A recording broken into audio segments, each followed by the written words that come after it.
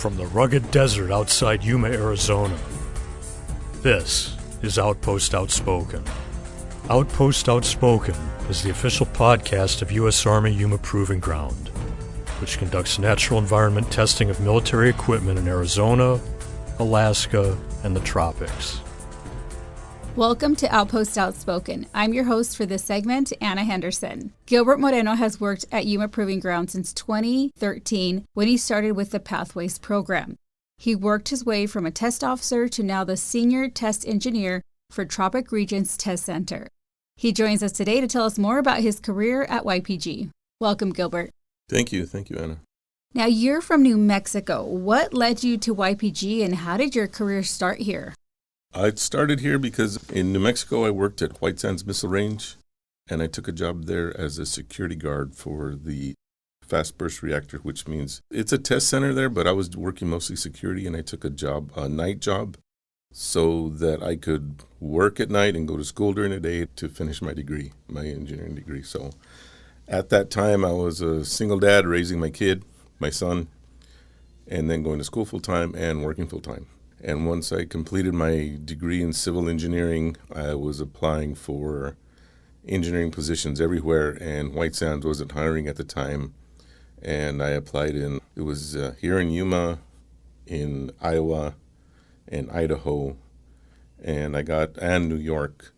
And I got a few interviews, but this was the closest one, and so it was close to family, and I chose Yuma, and I came here. Well, it seems like you made the right choice because it has blessed you with an amazing career. Tell me about this Pathways program and how it benefited you in your career. The government's kind of difficult to navigate since I was already a GS employee at White Sands. You couldn't jump from like a GS5 to a GS11 engineering position. You had to work your way up through the ladder, as it was. And to get a job as an engineer, I had to go through the Pathways program because you get hired on as, I believe at the time, it was GS7, 9, 11, and then 12. And that was the only way I could work it up. So that was kind of like, I guess they call it the intern program or Pathways program.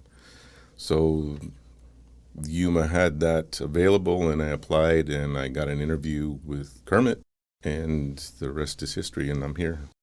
Kermit is a Munitions and Weapons Division Chief.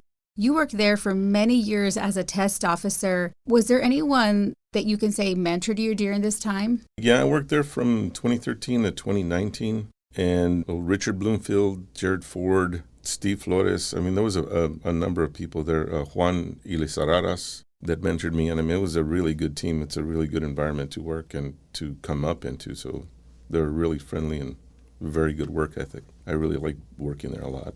And as a test officer, what team were you on? I was on the Artillery 2 team, and that was under Yip Ho. And I was there less than a year, and they put me on the IRCA program, and I was on that IRCA program for the rest of the 6 years that I was with M&W.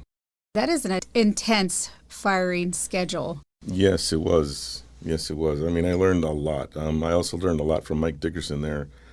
It was a ton of firing. I think the biggest program that I did on my own when I first became a certified test officer is I took two brand new 155 millimeter gun tubes from brand new to completion. So it was almost 6,000 rounds. It took me, I think, 4 or 5 months of continually shooting. So yeah, it was pretty intense. From there, you took a position in the Technology and Investments Directorate. What did you do there, and how long did you work there? I took a position there because it was a promotion, and so I applied for it. And I worked in the development division there under Gary Rosine. He was the branch chief for the development division, and I helped out.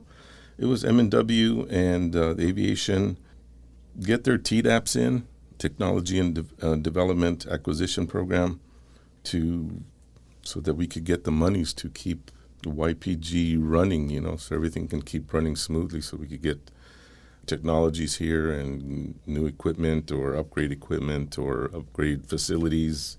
I learned a lot about everything that went on behind the scenes, what people don't realize how bases get their funding. So that's what I learned a lot about. And it was a good experience. And now you were able to combine that experience in this new position that you have as the senior test engineer and the contract officer at TRTC. Tell me about this position and what you do there. This position, I applied for this position with the Tropics Region Test Center so that I could travel for one and for another to get back in the field. In TID, I wasn't in the field very much, and I kind of missed the interaction in the engineering portion of testing. So the senior test engineer, I'm a lot more involved with the total operations of what's going on with the Tropic Region Test Center. We do a lot of testing for military equipment, not just the weapons systems, some weapon systems, but like boots and clothing and body armor, helmets, any equipment, radios. We expose them in tropic regions, and just to see how the high humidity and high temperatures and the tropic environment affects the equipment and the clothing. You've been able to travel to Panama, so check that off your list. Yes. Explain to us how Panama is tropical as compared to somewhere like Florida, tropics versus the subtropics. Panama has a lot more humidity. It's a lot closer to the equator. The vegetation there is what they refer to as a triple canopy growth there. I mean, it's huge. I mean, the trees and the vegetation there and the humidity is just way above and beyond anything you'd find even in like Puerto Rico or Hawaii or in Florida. It's a lot more intense jungle environment. I mean, it's a true jungle environment there. When you visited, did you see any type of animals, creatures, insects, anything that kind of blew your mind? No, nothing real exotic. There was one that's called a coati, and it's like a huge raccoon, basically, that I saw because they're like everywhere. No, you hear the monkeys in the background. They sound like howler monkeys. I don't know if they're there or not. Thankfully, we didn't see any snakes. The vegetation you have to be really careful with, especially if you're walking around any of the man-pack courses, because there's one called a black palm that has like spikes that come out through the trunks, and these spikes look like they're 4 or 5 inches long, and they'd like really pierce. You can't grab onto it or anything. I mean, you really have to be careful, especially walking around. Well, I'm glad you survived the trips. Came back unscathed. I know that you were talking about the different types of equipment and test items. I always remember a story about the military boots, how they were tested everywhere else. They were good to go. Yes. And then they were taken down to Panama, and I think the bottom soles came off because of that humidity. Correct. So that's just a great example of how these items are really put through the environmental test. Yes, that particular item for the boots, I guess they passed the treadmill and the chamber testing and even testing in Hawaii, passed with flying colors. And they took, I forget how many pairs, I think it was 20 to 40 pair of boots down to Panama, and they only lasted 21 wearable hours, and they started falling apart. So it's just a different natural environment that was a lot more intense, a lot more stressful on those boots, and it showed the flaws, and so it gave the engineers, some ideas of what could happen if we had to go to some Indo-Pacific theater. Mm-hmm. Well, and that's exactly the mission of Yuma Proving Ground and its 3 test centers. Thank you for the work that you do here at YPG it's my pleasure. And in the tropics. Oh, thank you. Thank you for everything, Anna. It's been great working here. I love working at YPG. It's a really good work ethic here. It's great. These people are great here. Thank you for your time today and for your service to YPG. Thank you, Anna. Thank you. Thank you. Welcome to Outpost Outspoken. I'm your host for this segment, Anna Henderson. Today, Sergeant Bryant Hernandez joins me. He works at the medical center here at Yuma Proving Ground. Thanks for being here. Glad to be here. Now, your hometown is Norwalk, California. You lived there for a bit, and then you moved to Fort Worth, Texas. And from there, you decided to enlist in April of 2020. What made you want to enlist in the Army? I wanted to make a change for myself and for my family. I was stuck in a dead-end job and with some college credits to my name, and I wanted to do something that will feel more fulfilling to what I want to do to help provide my family. And you did this all during the beginning of COVID. Yes. Which I just find so impressive because it was already such an uncertain time, and then you jumped into this huge career change. So now you work at the medical clinic. You are an immunization department non-commissioned officer and also an Army medic. What do you do in your job? I help give immunizations to all the family members, to all the service members. I ensure that all the service members and their dependents are good to go with their immunizations, that they are up to date, and I work closely with the provider to ensure that happens. I am also a healthcare specialist, a medic, which I screen patients for the provider and I assist with any operations that the provider would need some assistance with. You played a large role in getting people the vaccines. Tell me about that. I got here in October of 2020 in the middle of COVID. I helped facilitate the COVID vaccine drives around Outpost. Now let's talk about your volunteer work. As of the end of July, you had 106 volunteer hours, which is very impressive because you also work full-time here on post. Where all have you volunteered at? The majority of my volunteer hours come from the YPG Halo Chapel, where I help with the childcare during services. I also pass out pamphlets, assist with the chaplain with whatever help that he needs to ensure that the service runs smoothly. You also volunteered at the Army Substance Abuse Prevention Program.